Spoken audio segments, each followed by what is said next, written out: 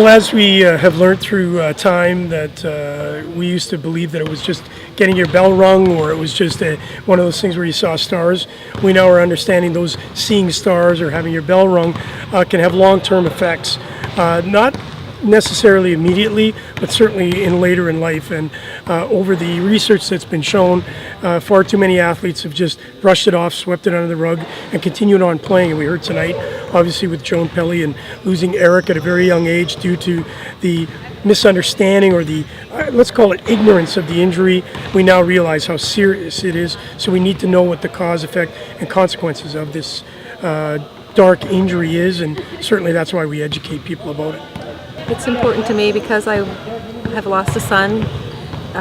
Eric was 18 years old, and I wish that I knew so much about concussions then that I do now. And that was in 2006. There really was not the awareness about concussions then, and I've learned so much about concussions in this time period that I just feel like I need to share it. I feel like it's my job and obligation to share that with other students and parents so that this doesn't happen to another student.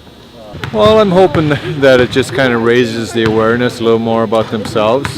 They're all young athletes that are still in the growing part of their athleticism and their athletic careers, even though it's just college. But if they want to continue to have a healthy life as an athlete, and then depending on where they go after college, but a healthy life as an adult, concussions and awareness of concussions and knowing about everything there is to know about concussions is an important part of that. I don't think there's a cure. I think if we put it in proper context, there possibly be a cure for post-concussion syndrome. That means once the concussion has developed other symptoms and you become symptomatic, we may be able to find a cure for that. But for actually curing a concussion, we have to remember a concussion is only a sexy word for brain injury. And so a brain injury, once the brain is damaged, we have not found a way of restoring the damage we've done to that particular part of the brain.